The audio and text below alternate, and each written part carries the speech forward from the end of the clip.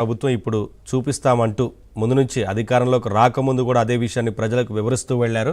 ఇప్పుడు కూడా అభివృద్ధి వికేంద్రీకరణ అనే దానికి కరెక్ట్గా అదే దారిలో ప్రభుత్వం వెళ్తూ ఉంది. ఎందుకంటే రాజధాని ఒక ప్రాంతంలో ఉండాలి, అభివృద్ధి అన్ని ప్రాంతాల్లో జరగాలి అనేది వారు ముందు నుంచి చెప్తా ఉన్నారు. ఎక్కడైనా సరే రాజధాని వికేంద్రీకరణ అనేది జరిగితే అభివృద్ధి జరగదు. రాజధాని ఒక ప్రాంతంలో ఉండాలి, అభివృద్ధి వికేంద్రీకరణ జరగాలి, అన్ని ప్రాంతాల్లో అభివృద్ధి చేయాలి అనేదే మా ధ్యేయం అంటూ ముందు నుంచి కూటమి నేతలు చెప్తూనే ఉన్నారు. ఇప్పుడు కూడా అదే రకంగా ఆయా ప్రాంతాలకు సంబంధించి ఉత్తరాంధ్ర ప్రాంతాల అభివృద్ధి మీద దృష్టి పెట్టారు, ఇటు రాయలసీమ ప్రాంతం మీద దృష్టి పెట్టారు, ఆంధ్ర ప్రాంతం మీద, కోస్తాంధ్ర మీద, ఇలా ప్రతి ప్రాంతం అభివృద్ధికి సంబంధించి కూడా ప్రభుత్వం దృష్టి పెట్టినట్లుగా తెలుస్తూ ఉంది. పారిశ్రామికంగా ముఖ్యంగా అభివృద్ధి చేసేందుకు ప్రయత్నం చేస్తూ ఉంది. ఒకవైపున విశాఖకు సంబంధించి ఆ విశాఖ కేంద్రంగా అక్కడ ఐటీకి సంబంధించి డెవలప్ చేస్తున్నారు, ఇతర ప్రాంతాల్లో పరిశ్రమలకు సంబంధించి అభివృద్ధి చేసుకుంటూ వెళ్తున్నారు.